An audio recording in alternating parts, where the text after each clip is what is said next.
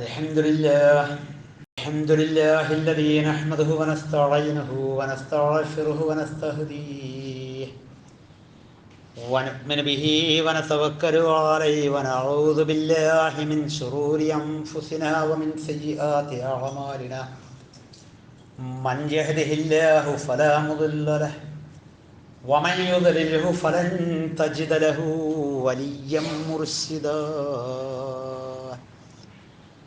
اللهم صل على محمد وعلى آل محمد كما صليت على إبراهيم وعلى آل إبراهيم. اللهم بارك على محمد وعلى آل محمد كما باركت على إبراهيم وعلى آل إبراهيم إنك حميد مجيد. أما بعد فإن خير الحديث كتاب الله وخير الهدي هدي محمد صلى الله عليه وسلم وشر الأمور محدثاتها وكل محدثة بدعة وكل بدعة ضلالة وكل ضلالة في النار.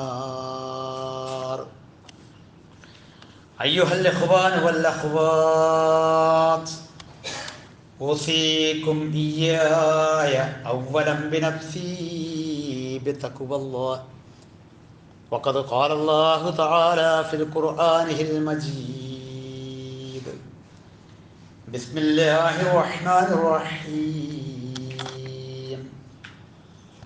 يا أيها الذين آمنوا اتقوا الله حق تقاته ولا تموتن إلا وأنتم مسلمون.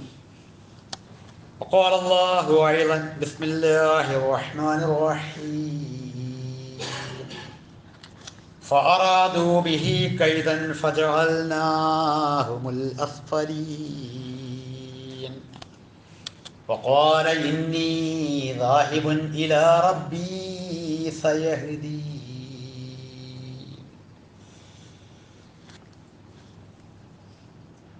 സ്നേഹാദരവുകൾ നിറഞ്ഞ സഹോദരങ്ങളെ, സഹോദരിമാരെ, വിശ്വാസികളെ, അല്ലാഹു സുബ്ഹാനഹു വ തആല നാം ഓരോരുത്തരുടെയും ജീവിതത്തെ എപ്രകാരം അള്ളാഹുവിനെ സമർപ്പിച്ചുകൊണ്ട് യഥാർത്ഥ മുത്തക്കികളായി ജീവിക്കുവാനും ജീവിതയാത്രയിൽ എപ്പോഴാണ് എന്ന് മുൻകൂട്ടി നിശ്ചയിച്ചിട്ടില്ലാത്ത അന്തിമമാകുന്ന മരണമാകുന്ന യാത്രയെക്കുറിച്ചുള്ള ഓർമ്മയും, ഏതൊരു സന്ദർഭത്തിലാണോ നമ്മൾ ആ മരണത്തിന് കീഴൊതുങ്ങുന്നത് അതൊരു യഥാർത്ഥ മുസൽമാന്റെ മരണമാക്കി തീർക്കുവാനുള്ള പരിശ്രമവും എല്ലാം ഇഴചേർന്നതായിരിക്കണം നമ്മുടെ ഇരുവരുടെയും ജീവിതമെന്ന് ആദ്യമായി സ്വന്തത്തോടും തുടർന്ന് നിങ്ങളെ ഓരോരുത്തരോടും വസിയ്യത്ത് ചെയ്യുകയാണ്, ശക്തിയായ ഭാഷയിൽ ഉപദേശിക്കുകയാണ്. നാം എത്ര കണ്ട് അള്ളാഹുവുമായി കൊണ്ട് ഇഴ അടുപ്പമുള്ള ഒരു ജീവിതത്തിന് സന്നദ്ധമാകുന്നുവോ അത്ര കണ്ട് അല്ലാഹു സുബ്ഹാനഹു വ തആല നമ്മളോടും ചേർന്ന് നിൽക്കും എന്നതാണ് ഒരു വിശ്വാസി മനസ്സിലാക്കേണ്ടത്. ജീവിതം എന്ന് പറയുന്ന നമ്മുടെ എല്ലാ രംഗങ്ങളിലും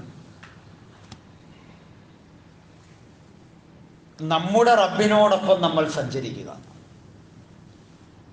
എങ്കിൽ ജീവിതത്തിൻ്റെ ഭൗതികമായ പ്രതിസന്ധികളിലും വരാനിരിക്കുന്ന ശാശ്വതമായ ജീവിതത്തിൻ്റെ പാരത്രിക ലോകത്തും ദൈവീക കാരുണ്യത്താലും അവൻ്റെ സാമീപ്യത്താലും അവനോടൊപ്പം സഞ്ചരിക്കുവാൻ നമുക്ക് ഓരോരുത്തർക്കും സാധിക്കും എന്നതാണ് ഖുർആൻ നമ്മളെ പഠിപ്പിക്കുന്ന സംഗതി. മഹാനായ മൂസാ നബി അലൈഹിസ്സലാത്തു വസ്സലാമയുടെ ചരിത്രം വളരെ വലിയ ഒരു പ്രതിസന്ധി അദ്ദേഹത്തിന് അഭിമുഖീകരിക്കേണ്ടി വന്നു. അത് ഫിർഔൻ എന്ന് പറയുന്ന അങ്ങേയറ്റം തുകയാൻ കാണിച്ച ആക്രമിയായ ഭരണാധികാരി മൂസാ നബി അലൈഹി സ്വലാത്തു വസ്സലാമയെയും അനുയായികളെയും അവസാനിപ്പിച്ച് കളയാമെന്ന് തീരുമാനിച്ചുകൊണ്ട്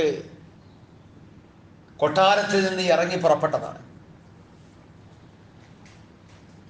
അപ്പോൾ അവരിൽ നിന്ന് രക്ഷപ്പെടാൻ വേണ്ടി മൂസാ നബിയും ആ ബനൂ ഇസ്രായേൽ സമുദായവും ഓടി രക്ഷപ്പെടുകയാണ്. അങ്ങനെ രക്ഷപ്പെടാനുള്ള മാർഗം എത്തപ്പെട്ടത് ചെങ്കടലിന്റെ തീരത്ത്. നമുക്കറിയാം ആ ചരിത്രം. ആ സമയത്ത് മൂസാ നബിയുടെ കൂടെയുള്ള ബനൂ ഇസ്രായേൽ സമുദായത്തിൽപ്പെട്ടവർ പറയുന്നുണ്ട്, ഫലമ്മാ തറാ അൽ ജംആൻ, പുറകിൽ നിന്ന് ഫിർഔനിന്റെ സൈന്യം വരുന്നു, അവർ നമ്മളെ കണ്ടു കഴിഞ്ഞിരിക്കുന്നു, നമ്മളെയും കണ്ടു കഴിഞ്ഞിരിക്കുന്നു. രണ്ടുപേരും പരസ്പരം കണ്ടുമുട്ടിയ സമയത്ത്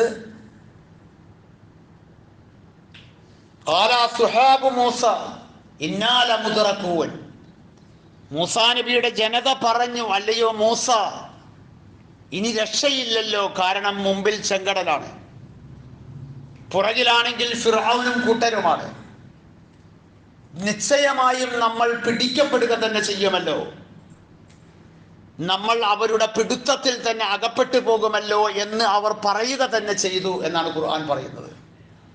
അപ്പൊ മൂസാ നബി അലൈഹി സ്വലാത്തു വസ്സലാമ പറഞ്ഞ വാക്ക് ഖാല, അദ്ദേഹം പറഞ്ഞു, കല്ല, ഒരു സംശയവുമില്ല, അങ്ങനെ സംഭവിക്കില്ല.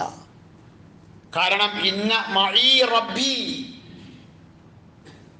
എൻ്റെ റബ്ബിനോടൊപ്പമാണ് ഞാൻ സഞ്ചരിച്ചു കൊണ്ടിരിക്കുന്നത്, എൻ്റെ കൂടെയുള്ളത് എൻ്റെ റബ്ബാണ്, ഞാൻ എൻ്റെ റബ്ബിനോടൊപ്പമാണ് സഞ്ചരിച്ചു കൊണ്ടിരിക്കുന്നത്. സയഹ്ദീൻ, അവൻ എനിക്ക് വഴി കാണിച്ചു തരിക തന്നെ ചെയ്യും, അവൻ എനിക്ക് മാർഗദർശനം നൽകുക തന്നെ ചെയ്യും എന്ന് മൂസാ നബി അലൈഹി സ്വലാത്തു വസ്സലാമ തൻ്റെ ജനതയോട് പറഞ്ഞു. അപ്പൊ സഞ്ചാര വഴികളിൽ മുഴുവൻ അള്ളാഹുവിനോടൊപ്പം സഞ്ചരിക്കാൻ കഴിയുക എന്ന് പറയുന്ന വിശ്വാസികൾക്ക് മാത്രം സാധ്യമായ ഒരു ജീവിതത്തിൻ്റെ മാർഗമാണ് പ്രിയപ്പെട്ടവരെ അള്ളാഹുവുമായിട്ടുള്ള ബന്ധം. പ്രവാചകന്മാർ അങ്ങനെയാണ് അള്ളാഹുവുമായിട്ടുള്ള ബന്ധം പുലർത്തിയത്.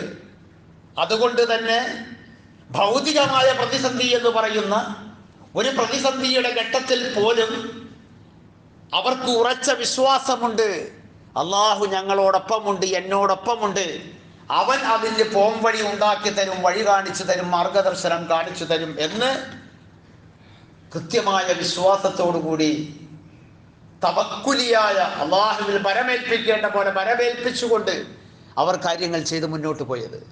എന്നിട്ട് ഖുർആൻ പറയുകയാണ്, ഫൗഹൈനാ ഇലാ മൂസ, ജനത മുഴുവൻ തങ്ങൾ പിടിക്കപ്പെടുമെന്ന ആശങ്കയും മൂസാ നബി അലൈഹി സ്വലാത്തു വസ്സലാമിയെ ഒരു പക്ഷെ കുറ്റപ്പെടുത്തുകയും ചെയ്യുന്ന വാക്കുകളിലൂടെ പോകുമ്പോൾ നാം മൂസയിലേക്ക് ദിവ്യ സന്ദേശം നൽകി, ബഹ്റ, നിന്റെ കയ്യിലിരിക്കുന്ന വടി കൊണ്ട് നീ ആ കടലിൽ അടിക്കുക എന്ന്. ഫൻഫലഖ, ആ കടൽ പിളരുകയും ചെയ്തു. ഫകാന കുല്ലു ഫിർഖിൻ കതൗദിൽ അളീം, ആ ഓരോ പിളർപ്പും രണ്ടു ഭാഗത്തേക്കും മാറി നിന്ന ചിറ പോലെ. തൗദ്, നമ്മൾ ചിറ കെട്ടി വെച്ചാൽ എങ്ങനെയായിരിക്കും, വെള്ളത്തെ തടഞ്ഞു നിർത്തിയാൽ എങ്ങനെയായിരിക്കും, അതുപോലെയുള്ള രണ്ട് കുന്നുകൾ പോലെ ആ വെള്ളം, ആ പിളർന്ന വെള്ളത്തെ നാം തടഞ്ഞു നിർത്തുകയും ചെയ്തു, ചിറകെട്ടി നിർത്തുകയും ചെയ്തു എന്ന് വിശുദ്ധ ഖുർആൻ അതിൻ്റെ 26-ാമത്തെ അധ്യായം സൂറത്തു ശുഅറാഇന്റെ 61-ാമത്തെ വചനം മുതൽ 63-ാമത്തെ വചനത്തിൽ വരെ വിശദീകരിക്കുന്നു. എന്തുകൊണ്ട് അവർക്ക് ഈ സഹായം ലഭിച്ചു? അള്ളാഹുവിനോടൊപ്പമാണ് അവർ സഞ്ചരിക്കുന്നത്, ജീവിതം അള്ളാഹുവിനോടൊപ്പമാണ്. അതുകൊണ്ട് അല്ലാഹു തആല അവരോടൊപ്പം ഉണ്ടായിരുന്നു എന്നതാണ് അവരുടെ സവിശേഷത. ഇതിൽ ഏറ്റവും വലിയ പരീക്ഷണങ്ങൾക്ക് വിധേയനായ ഒരു പ്രവാചകനാണ് നമ്മൾ ഇപ്പോൾ സ്മരണകൾ അയവിറക്കിക്കൊണ്ടിരിക്കുന്ന ഇബ്രാഹിം നബി അലൈഹി സ്വലാത്തു വസ്സലാം. നമുക്കറിയാം, ജീവിതത്തിൻ്റെ നാൾ വഴികളിൽ അദ്ദേഹം കടന്നു പോകുന്ന തീക്ഷ്ണമായ ചൂടേറിയ പരീക്ഷണങ്ങളുടെ ഒരുപാട് ദശാസന്ധികളിലൂടെ കടന്നു പോകേണ്ടി വന്ന ഒരു പ്രവാചകൻ.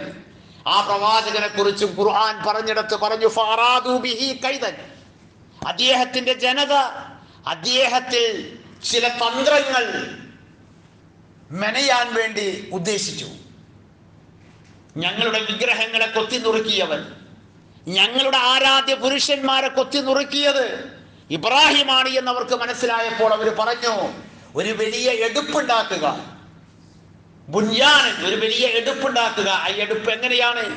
നമ്മൾ ഇന്ന് പറയുന്ന പോലെ നമ്മൾ ഭക്ഷണം അല്ലെങ്കിൽ ബേക്കറി സാധനങ്ങളൊക്കെ പാചകം ചെയ്യാൻ ഉപയോഗിക്കുന്ന പോലെയുള്ള ഒരു ബോർമ, അല്ലെങ്കിൽ അതുപോലെ തീ, അതിൻ്റെ ചൂട് പുറത്തേക്ക് പോകാതെ അതിൻ്റെ ഉള്ളിൽ തന്നെ തങ്ങി നിർത്തുന്ന വിധത്തിലുള്ള ഒരു എടുപ്പുണ്ടാക്കിയിട്ട് ആ തീക്കുണ്ടാരത്തിലിട്ട് അവനെ ചുട്ടുകരിക്കണം എന്ന് തീരുമാനിച്ച സന്ദർഭത്തിൽ വിശുദ്ധ ഖുർആൻ പറയുകയാണ്, ഫഅറാദൂ ബിഹി കൈദൻ. ആ ജനത അദ്ദേഹത്തെ വളരെ കുതന്ത്രപരമായി കൊണ്ടുള്ള ഒരു ശിക്ഷയിലേക്ക് അദ്ദേഹത്തെ വലിച്ചെറിയണം, അല്ലെങ്കിൽ അദ്ദേഹത്തെ കൊണ്ടെത്തിക്കണം എന്ന് അവർ ഉദ്ദേശിച്ചു. ഫജഅൽനാഹും അസ്ഫലീൻ. എന്നിട്ട് ഖുർആൻ പറഞ്ഞത്, അവരുടെ തന്ത്രങ്ങളെ അല്ലാഹു തആല പരാജയപ്പെടുത്തി കളഞ്ഞു. അവർ എന്തൊരു തന്ത്രമാണോ ഇബ്രാഹിം നബി അലൈഹി സ്വലാത്തു വസ്സലാമയിൽ പ്രഖ്യാപിക്കുവാനും പ്രവർത്തിക്കുവാനും വേണ്ടി ശ്രമിച്ചത്, ആ തന്ത്രത്തെ നാം പരാജയപ്പെടുത്തി കളഞ്ഞു. നാം തീർച്ചയായും അവരെ അധമരാക്കി അവരുടെ വില പോക്കിക്കളഞ്ഞു എന്നാണ് ഖുർആൻ പറയുന്നത്. എന്നിട്ട് ഖുർആൻ പറഞ്ഞത്, എന്തുകൊണ്ട് അദ്ദേഹത്തിന് ആ സഹായം ലഭിച്ചു? വഖാല, മഹാനായ ഇബ്രാഹിം നബി അലൈഹി സ്വലാത്തു വസ്സലാമ പറയുമായിരുന്നു, ജീവിതത്തിൽ അത് ഏതെങ്കിലും ഒരു പ്രതിസന്ധി സമയത്തല്ല, ഏതെങ്കിലും പരീക്ഷണങ്ങൾ ഉണ്ടാകുമ്പോൾ മാത്രമല്ല, ഏതെങ്കിലും അനിവാര്യമായ ഘട്ടത്തിൽ മാത്രം തൻ്റെ റബ്ബുമായിട്ടുള്ള പ്രാർത്ഥനകളും തൻ്റെ റബ്ബുമായിട്ടുള്ള ബന്ധങ്ങളും എന്നതല്ല, മറിച്ച് അദ്ദേഹം പറഞ്ഞ വാക്ക് വിശുദ്ധ ഖുർആൻ സൂറത്ത് സ്വാഫാത്തിന്റെ 99-ാമത്തെ വചനത്തിൽ പറഞ്ഞു, ഇന്നി ളാഹിബുൻ ഇലാ റബ്ബി സയഹ്ദീൻ. അതൊരു വല്ലാത്ത വാക്കാണ് പ്രിയപ്പെട്ടവരെ. ഞാൻ പോകുന്നതെല്ലാം എൻ്റെ റബ്ബിന്റെ മാർഗത്തിലേക്കാണ്. ഞാൻ എവിടെ കൂടിയൊക്കെ സഞ്ചരിക്കുന്നുവോ, ഞാൻ എവിടെ കൂടിയൊക്കെ ഞാൻ പോയിക്കൊണ്ടിരിക്കുന്നുവോ, ആ പോകുന്നതെല്ലാം എൻ്റെ റബ്ബിന്റെ കൽപ്പന പ്രകാരം, റബ്ബിന്റെ ആജ്ഞപ്രകാരം, റബ്ബിന്റെ നിർദ്ദേശപ്രകാരം, ആ റബ്ബിന്റെ മാർഗത്തിലൂടെയാണ് ഞാൻ പോയിക്കൊണ്ടിരിക്കുന്നത്. ഇതിൽ എനിക്കും നിങ്ങൾക്കും ഒരു ഗുണപാഠവുമില്ലേ എന്ന് നമ്മൾ ആലോചിക്കണം. ഇന്നി ളാഹിബുൻ ഇലാ റബ്ബി, എൻ്റെ സഞ്ചാര പദം എൻ്റെ റബ്ബിലേക്കാണ്. അവന്റെ തൃപ്തി, അവന്റെ പ്രീതി, അവന്റെ ആജ്ഞ, അവന്റെ കൽപ്പന, അതിൻ്റെ അപ്പുറത്തേക്കുള്ള ഒരു സഞ്ചാര പദം എനിക്കില്ല. അതാണ് പ്രിയപ്പെട്ടവരെ ഞാനും നിങ്ങളും ഓർക്കേണ്ടത്. സയഹ്ദീൻ, രണ്ട് പ്രവാചകന്മാരുടെയും ജീവിതത്തിൽ ഉണ്ടായത് ഭൗതികമായ പ്രതിസന്ധിയാണ്, അല്ലെ? പാരത്രിക ലോകത്ത് വന്നു നിന്നിട്ടുള്ളൊരു പ്രതിസന്ധിയല്ല. ഭൗതികമായ ലോകത്ത് ഒരു ഭാഗത്ത് ഫിർഔനും കൂട്ടരും മൂസാ നബിയെയും അനുയായികളെയും പിടിക്കാൻ വേണ്ടി വരുന്ന ഭൗതികമായ ഒരു പ്രതിസന്ധിയുടെ ഘട്ടത്തിൽ അല്ലാഹു തആല വഴി തുറന്നു കൊടുത്തതാണ്. മറുഭാഗത്ത് ഇബ്രാഹിം നബി അലൈഹി സ്വലാത്തു വസ്സലാമയെ ആ രാജാവും ആ ജനതയും ചേർന്ന് അദ്ദേഹത്തെ സാക്ഷാൽ അഗ്നികുണ്ഡാരത്തിലേക്ക് വേണ്ട എടുപ്പുകൾ ഉണ്ടാക്കി വലിച്ചെറിയാനുള്ള കുതന്ത്രം മെനഞ്ഞ സമയത്ത് അല്ലാഹു സുബ്ഹാനഹു വ തആല സഹായിച്ച, വഴികാട്ടിയ, സന്മാർഗ ദർശനം നൽകിയ ചരിത്രമാണ് വിശുദ്ധ ഖുർആൻ പറയുന്നത്. അപ്പോൾ നമുക്കെല്ലാം പ്രതിസന്ധികളുണ്ട് എങ്കിൽ, വ്യക്തിപരമായ പ്രതിസന്ധികൾ അനുഭവിക്കുന്നവരുണ്ടാകാം, കുടുംബപരമായി പ്രതിസന്ധികൾ അനുഭവിക്കുന്നവരുണ്ടാകാം, ഒരു സമൂഹം എന്നുള്ള നിലയിൽ നമ്മൾ അനുഭവിക്കുന്ന പ്രതിസന്ധികൾ ഉണ്ടാകാം, ഒരു രാഷ്ട്രത്തിൽ ജീവിക്കുന്നവരെന്നുള്ള നിലയിൽ നമുക്ക് പ്രതിസന്ധികൾ ഉണ്ടാകാം. എന്താണ് പരിഹാരം? ആ പരിഹാരമാണ് ഇബ്രാഹിം നബി അലൈഹി സ്വലാത്തു വസ്സലാമ അവിടെന്ന് പറഞ്ഞത്, ഇന്നി വജ്ജഹതു വജ്ഹിയ ലില്ലദീ ഫതറ അസ്സമാവാതി വൽ അർള ഹനീഫൻ വമാ അന മിനൽ മുശ്രികീൻ. അതാണ് അദ്ദേഹത്തിന്റെ ജീവിതം. എൻ്റെ ആഭിമുഖ്യം, ഇന്നി വജ്ജഹതു വജ്ഹിയ എന്ന് പറഞ്ഞാൽ എൻ്റെ എല്ലാ ആഭിമുഖ്യവും, എൻ്റെ എല്ലാ നിലയിലുമുള്ള തിരിഞ്ഞു നിൽപ്പ് എൻ്റെ റബ്ബിലേക്കാണ്. അതിൻ്റെ അപ്പുറത്തേക്കുള്ളൊരു ആഭിമുഖ്യം, അതിൻ്റെ അപ്പുറത്തേക്കുള്ളൊരു നേട്ടം അല്ലെങ്കിൽ കോട്ടം അല്ലെങ്കിൽ ആഗ്രഹം എനിക്കില്ല. എൻ്റെ എല്ലാ ആഗ്രഹങ്ങളും എൻ്റെ റബ്ബിലേക്കാണ്. ഞാൻ എപ്പോൾ എവിടേക്ക് തിരിഞ്ഞു നിന്നാലും, എൻ്റെ ജീവിതത്തിൻ്റെ ഏതേത് സന്ദർഭങ്ങളിൽ ഏതേത് കാര്യങ്ങളിൽ ഞാൻ തിരിഞ്ഞു നിൽക്കുമ്പോഴും എൻ്റെ തിരിഞ്ഞു നിൽപ്പ് എൻ്റെ റബ്ബിലേക്കാണ്. കാരണം എൻ്റെ റബ്ബ് എന്നോട് അങ്ങനെയാണ് പറഞ്ഞത്. നിങ്ങൾ ആലോചിച്ച് നോക്കൂ. ഇതിനെയാണ് മഹാനായ പ്രവാചക തിരുമേനി സല്ലല്ലാഹു അലൈഹി വസല്ലമ ദുആഉൽ ഇഫ്തിതാഹിൽ പഠിപ്പിക്കപ്പെട്ട പല പ്രാർത്ഥനകളിൽ ഒരു പ്രാർത്ഥനയായി ഞാനും നിങ്ങളുമൊക്കെ ഏറ്റവും കൂടുതൽ ചൊല്ലി വരുന്ന വജ്ജഹതു വജ്ഹിയ ലില്ലദീ ഫതറസ് സമാവാതി വൽ അർള വമാ അന മിനൽ മുശ്രികീൻ എന്ന് പറഞ്ഞുകൊണ്ടിരിക്കുന്നത്. ചുരുങ്ങിയത് 5 നേരം ഞാനും നിങ്ങളും പറയുന്ന ഈ വാചകത്തിന്റെ തിരിഞ്ഞു നിൽപ്പ് എനിക്കും നിങ്ങൾക്കും നമ്മുടെ ജീവിതത്തിന്റെ എല്ലാ മേഖലകളിലും ഉണ്ടോ? ഞാൻ നിങ്ങളോട് ചോദിക്കല്ല, ഞാൻ എന്നോട് ചോദിക്കാം. അള്ളാഹുവിന്റെ മുന്നിൽ വന്ന് നമ്മൾ നിർവഹിക്കുന്ന മുനാജാത്ത്, അവനുമായി നടത്തുന്ന യുനാജി അൽ അബ്ദ് ലി റബ്ബ്, അങ്ങനെയാണ് നമസ്കാരത്തെ കുറിച്ച് ഹദീസിന്റെ ഗ്രന്ഥങ്ങൾ പഠിപ്പിച്ചത്. ഒരു റബ്ബിന്റെ മുന്നിൽ ഒരു അടിമ നടത്തുന്ന രഹസ്യ ഭാഷണമാണ് നമസ്കാരം. റബ്ബും അടിമയും ഉടമയും തമ്മിലുള്ള രഹസ്യ സംഭാഷണമാണ് നമസ്കാരം. ആ നമസ്കാരത്തിൽ നമ്മൾ നമ്മുടെ കൈ നമ്മുടെ ഹൃദയ സ്പന്ദനത്തിനോട് ചേർത്ത് വെച്ചിട്ട് നമ്മൾ പറയുകയാണ് ഇന്നി വജ്ജഹതു വജ്ഹിയ. 4000 സംവത്സരങ്ങൾക്ക് മുമ്പ് മഹാനായ ഇബ്രാഹിം നബി അലൈഹി സ്വലാത്തു വസ്സലാമ പറഞ്ഞ ആ വാക്കിനെ ഞാനും നിങ്ങളും ഒരു പ്രതിജ്ഞ കണക്ക് ഏറ്റു ചെല്ലുമ്പോൾ എന്റെയും നിങ്ങളുടെയും ജീവിതത്തിന്റെ എത്രയോ മേഖലകൾ ആ റബ്ബിന്റെ പ്രീതിയിലല്ലാതെ, ആ റബ്ബിന്റെ കൽപ്പനകൾക്കുള്ള അനുസരണയിലല്ലാതെ, ആ റബ്ബിന്റെ വിരോധങ്ങൾ യാതൊരു വിധത്തിലുമുള്ള സങ്കോചമില്ലാതെ അനുഷ്ഠിക്കുന്നവരായിരിക്കെ ഞാനും നിങ്ങളും ഇത് പറയുന്നതിൽ എന്തർത്ഥം? ഇത് പ്രഖ്യാപിച്ച ഇബ്രാഹിം നബി അലൈഹി സ്വലാത്തു വസ്സലാമയുടെ സമർപ്പണം എവിടെ? അള്ളാഹുവിനോടുള്ള ആഭിമുഖ്യം എവിടെ? എന്നിട്ട് അവിടുന്ന് പറഞ്ഞു മഹാനായ ഇബ്രാഹിം നബി അലൈഹി സ്വലാത്തു വസ്സലാമ പറഞ്ഞു തന്റെ പിതാവിനോട്, തന്റെ ജനതയോട്, ഇന്നനീ ബറാഉ മിമ്മാ തഅബുദൂൻ, നിങ്ങൾ ആരാധിക്കുന്നതിൽ നിന്നെല്ലാം പിതാവാണ് ആരാധിക്കുന്നത്, പക്ഷേ എനിക്കതിലൊരു പങ്കുമില്ല.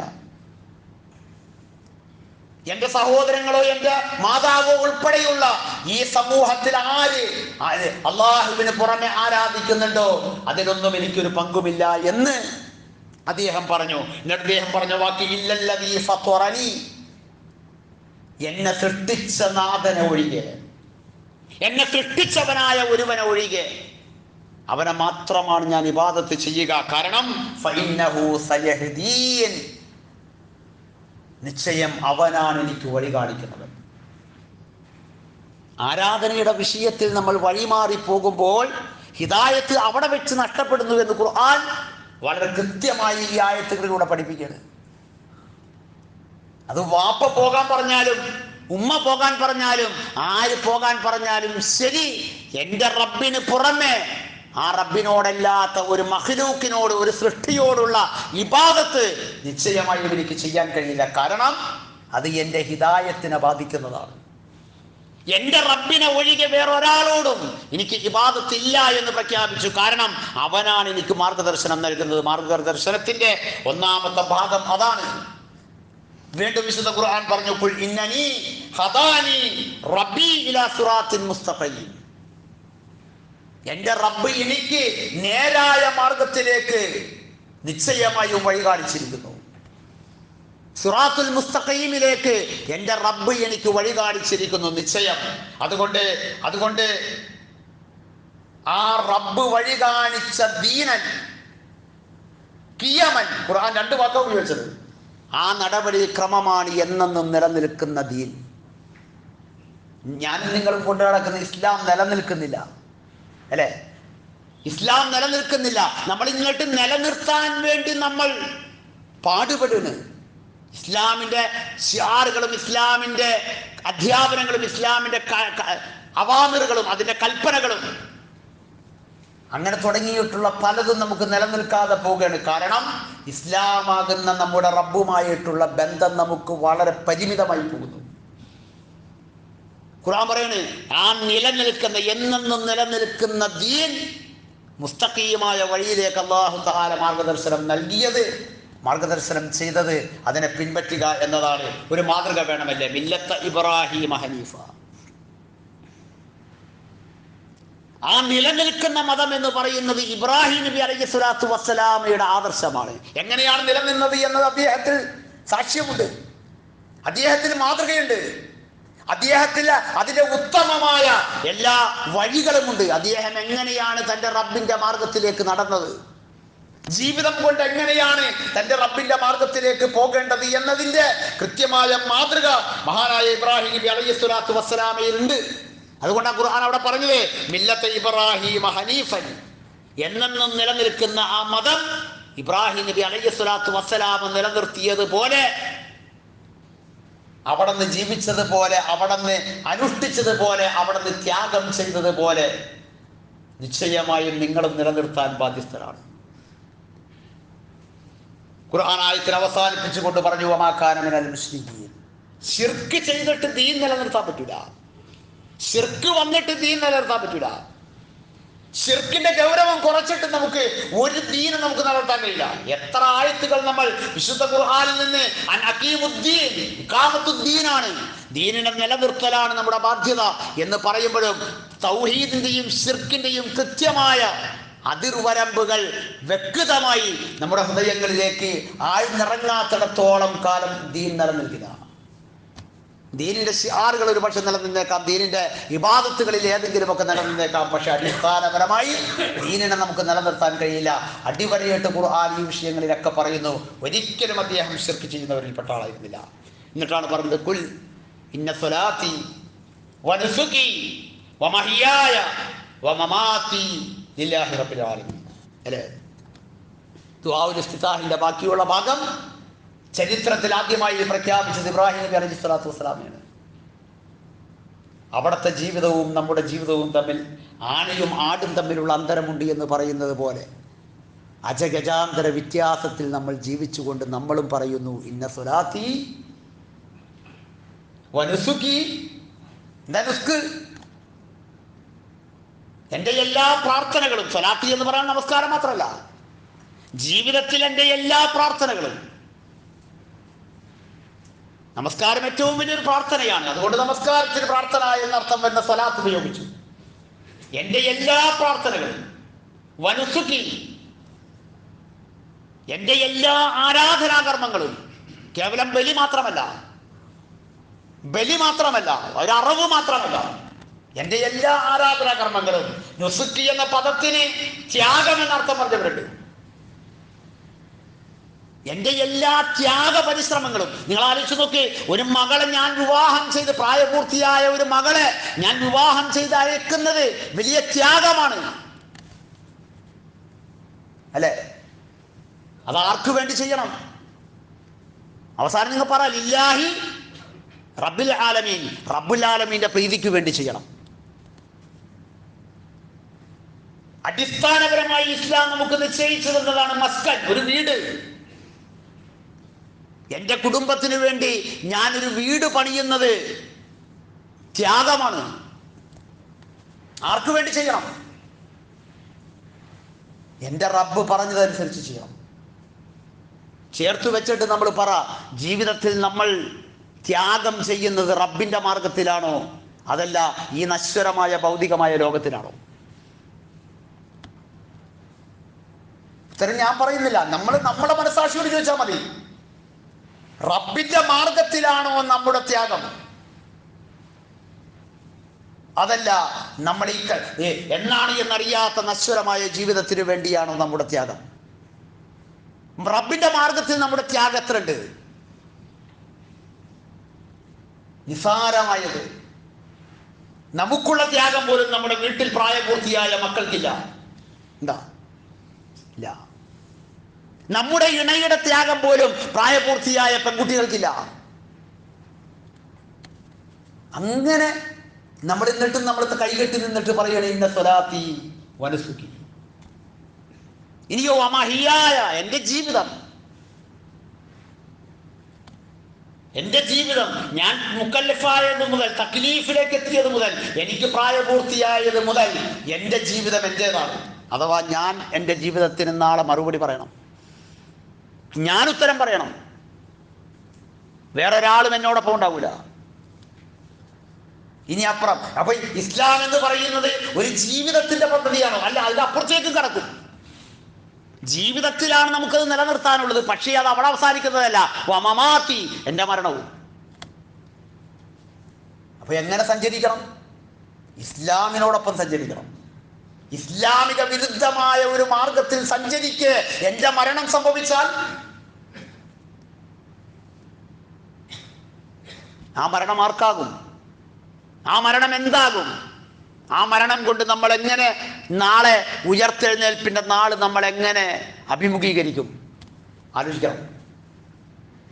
ഈ വിഷയത്തിൽ ഇബ്രാഹിം നബി അലൈഹി സ്വലാത്തു വസ്സലാമ പറഞ്ഞ വാക്ക് ഖുർആൻ അങ്ങനെ തന്നെ പ്രവാചകനോട് പറയാണ്. പ്രവാചകൻ അത് അങ്ങനെ തന്നെ നമ്മൾ നമസ്കരിക്കുന്ന ഏറ്റവും വലിയ പ്രാർത്ഥനയാകുന്ന നമസ്കാരത്തിന്റെ ദുആഉൽ ഇഫ്തിതാഹിലേക്ക് വിവിധ ദുആകൾ പഠിപ്പിച്ച കൂട്ടത്തിൽ അവിടെ നിന്ന് പഠിപ്പിച്ചു വെച്ചു. ഖുർആൻ ആയത്തിനെ അവസാനിപ്പിച്ചുകൊണ്ട് പറഞ്ഞത് ലാ ശരീക ലഹു വബിദാലിക ഉമിർതു വഅന അവ്വലുൽ മുസ്ലിമീൻ എന്നാണ് ഖുർആൻ സൂറത്തുൽ അൻആമിലെ ആയത്ത് അവസാനിപ്പിച്ചുകൊണ്ട് പറഞ്ഞത്.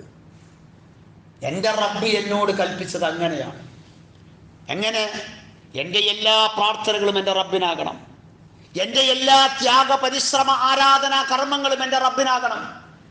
എൻ്റെ ആകത്തുകയുള്ള അനുവദനീയമായ എൻ്റെ ജീവിതം ആയുസ് അള്ളാഹുവിനാകണം. ഞാൻ അവസാനം എവിടെ വെച്ച് മരിച്ചാലും, എങ്ങനെ മരിച്ചാലും, എപ്പോൾ മരിച്ചാലും എൻ്റെ മരണം അള്ളാഹുവിനാകണം.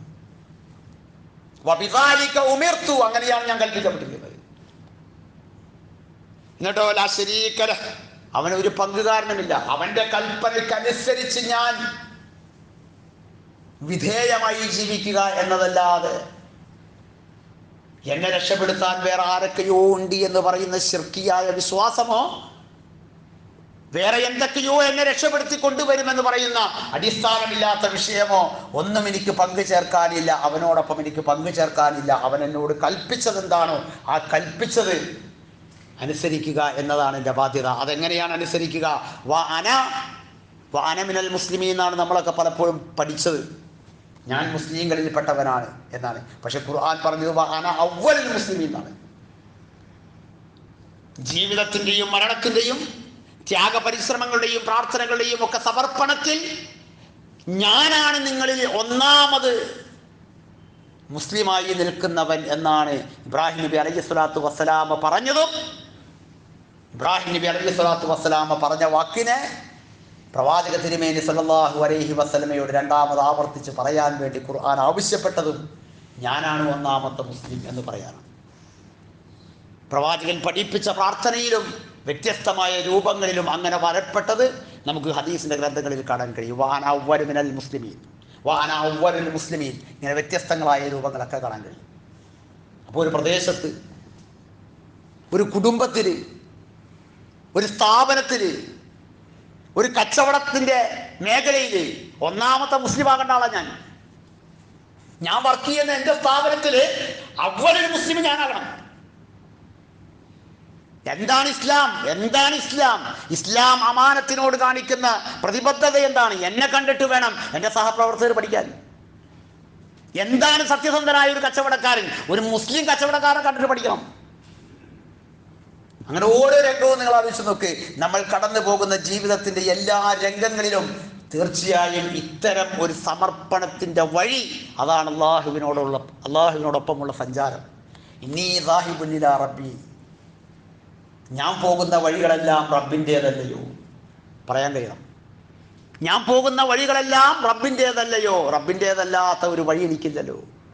റബ്ബനോട് കൽപ്പിച്ചതല്ലാത്ത, റബ്ബനോട് ആജ്ഞാപിച്ചതല്ലാത്ത, റബ്ബനോട് എന്താണോ കൽപ്പിച്ചത് അതിനനുസരിച്ചതല്ലാത്ത ഒരു വഴി എനിക്കില്ലല്ലോ എന്ന് ഇബ്രാഹിം നബി അലൈഹി സ്വലാത്തു വസ്സലാമ പറഞ്ഞതുപോലെ എൻ്റെ റബ്ബ് എന്നോടൊപ്പമുണ്ട് എന്ന് മൂസാ നബി അലൈഹി സ്വലാത്തു വസ്സലാമ പറഞ്ഞതുപോലെ തവക്കുലിയായ ഒരു വിശ്വാസത്തോടു കൂടി തദനുസൃതമായ ഒരു ഇസ്ലാമിക ജീവിതത്തോട് എനിക്കും നിങ്ങൾക്ക് മുന്നോട്ട് പോകാൻ കഴിയുമെങ്കിൽ ഏത് പ്രതിസന്ധിയിലും ആ റബ്ബ് നമ്മളോടൊപ്പം ഉണ്ടാകും. അതാണ് ചരിത്രം നമുക്ക് പഠിപ്പിച്ചു തരുന്നത്. അതാണ് നമ്മൾ കൃത്യമായി വായിക്കേണ്ടത്. ഈ സ്മരണകൾ അയവിറക്കുന്ന സമയത്ത് ഇബ്രാഹിം നബിയുടെ സമർപ്പണത്തെക്കുറിച്ച് നമ്മൾ പറയുമ്പോൾ എൻ്റെയും നിങ്ങളുടെയും ജീവിതത്തിൽ എത്ര കണ്ട് നമ്മുടെ ജീവിതവും മരണവും ഒക്കെ അള്ളാഹുവിൻ്റെ മാർഗത്തിലേക്ക് സമർപ്പിക്കാവുന്ന ഒരു പ്രതിബദ്ധത എത്രത്തോളം നമ്മൾ ഓരോരുത്തരും കൈക്കൊള്ളുന്നുണ്ട് എന്നൊന്ന് ചിന്തിക്കുന്നത് നല്ലതാണ്. അള്ളാഹു സുബ്ഹാനഹു വ തആല ശരിയാം വണ്ണം കാര്യങ്ങളെ മനസ്സിലാക്കാൻ ഏറ്റവും നല്ല രൂപത്തിൽ അതിനെ സ്വീകരിക്കാനുള്ള മഹാ സൗഭാഗ്യം നൽകി നമ്മളെ എല്ലാവരെയും അനുഗ്രഹിക്കുമാറാകട്ടെ.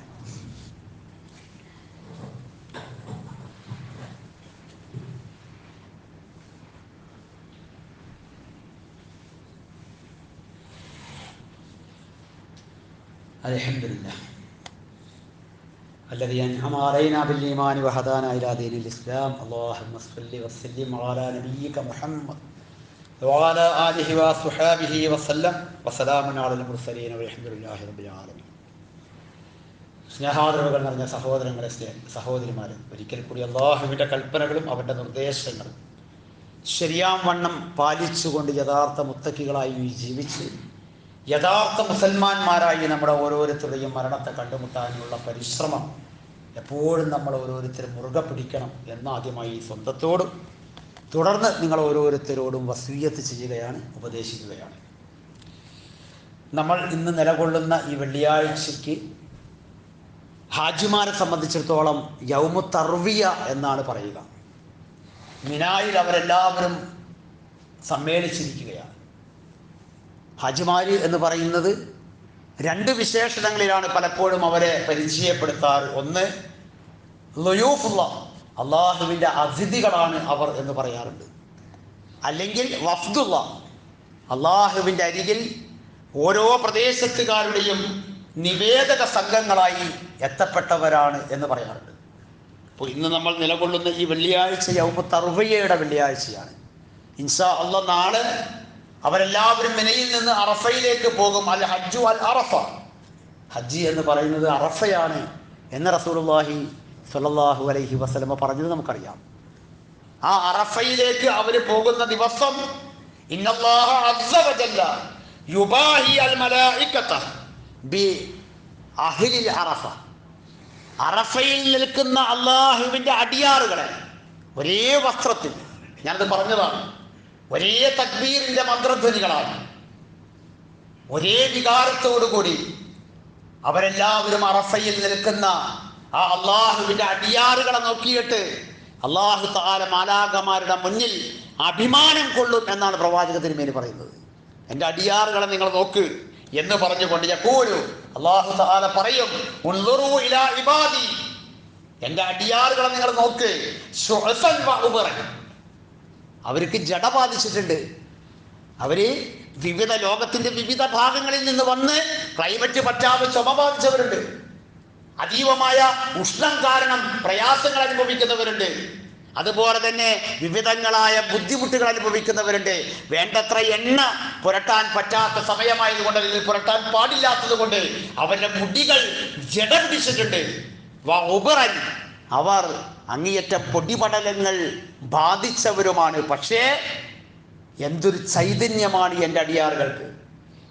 അവരുടെ നാവിൻ്റെ തുമ്പത്ത് എൻ്റെ വിളിക്കുത്തരം ചെയ്തുകൊണ്ട്, അവരുടെ നാവിൻ്റെ തുമ്പത്ത് നിന്ന് എൻ്റെ ഏകത്വത്തെ ഉദ്ഘോഷിച്ചുകൊണ്ട് എല്ലാവരും ഒരേ രൂപത്തിൽ ഇതാ അറഫ മൈതാനിയിൽ വന്നു നിൽക്കുന്ന കാഴ്ച, അല്ലയോ മാലാഖമാരെ നിങ്ങളൊന്ന് നോക്കൂ എന്ന് അല്ലാഹു തആല അഭിമാനത്തോടു കൂടി പറയും എന്നാണ് പ്രവാചക തിരുമേനി സല്ലല്ലാഹു അലൈഹി വസല്ലമ പഠിപ്പിക്കുന്നത്. അന്ന് നമുക്കൊരു ബാധ്യതയുണ്ട്. നമ്മുടെ ബാധ്യത എന്താണ്? മഹാനായ അബൂ ഖത്താദ റളിയല്ലാഹു അൻഹു പറയുകയാണ്, സിയാമു യൗമി അറഫ, ആ അറഫയുടെ ദിവസം നോമ്പെടുക്കുക, അഹ്തസിബു അലല്ലാഹ്, അല്ലാഹുവിൻ്റെ പ്രതിഫലം കാംക്ഷിച്ചുകൊണ്ട്, അല്ലാഹുവിൻ്റെ പ്രതിഫലം കാംക്ഷിച്ചുകൊണ്ട് നമ്മുടെ സഹോദരന്മാർ അറഫയിൽ നിൽക്കുമ്പോൾ ലോകത്തിന്റെ മറ്റു ഭാഗത്തുള്ള ഹജ്ജിന് ഹാജരാകാത്ത സഹോദരന്മാര് ആ അറഫയുടെ ദിവസം നോമ്പെടുക്കുക എന്നത് തീർച്ചയായും അവരുടെ ബാധ്യതയാണ്. അള്ളാഹുവിന്റെ പ്രതിഫലം കാംക്ഷിച്ചുകൊണ്ടാണ് അവർ നോമ്പെടുക്കേണ്ടത്. എന്നിട്ട് റസൂലുള്ളാഹി പറഞ്ഞു, ആ പ്രതിഫലം എന്താണ് അവർ കാംക്ഷിക്കുന്നത്? അൻ യുകഫിറ സനത്തല്ലതി ഖബ്ലഹു വ സനത്തല്ലതി ബഅദഹു, ഇമാം മുസ്ലിം റഹ്മഹുല്ലാഹ് ഉദ്ധരിക്കുന്ന ഹദീസിൽ പ്രവാചകൻ പറയുകയാണ്, പടച്ചവനെ, കഴിഞ്ഞ വർഷം എനിക്ക് സംഭവിച്ചു പോയതും ഇനി ഞാൻ ഒരു വർഷവും കൂടി ജീവിക്കുന്നുവെങ്കിൽ ആ ജീവിതത്തിൽ എനിക്ക് സംഭവിച്ചു പോകാൻ ഇടയുള്ളതുമായ എൻ്റെ പാപങ്ങൾ നീ പൊറുക്കണേ എന്ന പ്രതിഫലകാംക്ഷയോടുകൂടി ആ അറഫയുടെ ദിവസം ബാക്കിയുള്ള ഹാജിമാരല്ലാത്ത ബാക്കിയുള്ള ആളുകൾ നോമ്പെടുക്കട്ടെ എന്ന് പ്രവാചക തിരുമേനി സല്ലല്ലാഹു അലൈഹി വസല്ലം പറഞ്ഞു. സ്വാഭാവികമായും കഴിഞ്ഞ ആഴ്ചയിൽ ഞാൻ പറഞ്ഞതുപോലെ സോഷ്യൽ മീഡിയയിൽ വെറുതെ എന്നാണ് എന്നുള്ളതിനെ കുറിച്ച് ഇങ്ങനെ ആവശ്യവും അനാവശ്യവുമായ തർക്കവിതർക്കങ്ങൾ നടന്നുകൊണ്ടിരിക്കുന്നു. തർക്കങ്ങൾക്കല്ല പ്രിയപ്പെട്ടവരെ പ്രാധാന്യം, നിശ്ചയം അനാവശ്യമായ തർക്കങ്ങൾ നമ്മുടെ ആത്യന്തികമായ പ്രതിഫലത്തെ നഷ്ടപ്പെടുത്തി കളയുമെന്ന് പ്രവാചക തിരുമേനി പറഞ്ഞതാ. ഒരിക്കലും നമ്മൾ തർക്കിക്കേണ്ടതില്ല. നമുക്ക് ഏതാണോ ശരിയെന്ന് നമ്മുടെ ഇജ്തിഹാദ്, നമ്മുടെ മനസ്സിൽ നമ്മുടെ റബ്ബിന് വേണ്ടി നമ്മൾ ചെയ്യുന്ന ഒരു ഇബാദത്ത്, ആ ഇബാദത്ത് ഏതാണോ നമുക്ക് ശരിയായിട്ട് നമ്മുടെ മനസ്സിൽ നമുക്ക് കൂടുതൽ ശരിയെന്ന് തോന്നുന്നത് ആ ദിവസം നമ്മൾ നോമ്പെടുക്കുക.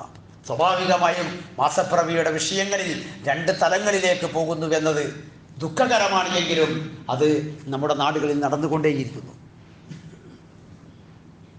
സ്വാഭാവികമായും നാളെ നമ്മുടെ ദുൽഹജ്ജ് 8, മറ്റന്നാളാണ് ദുൽഹജ്ജ് 9. എന്നാൽ ഹാജിമാർ അറഫയിൽ നിൽക്കുന്ന ദിവസം നാളെയാണ്. എല്ലാം നമുക്കറിയാം.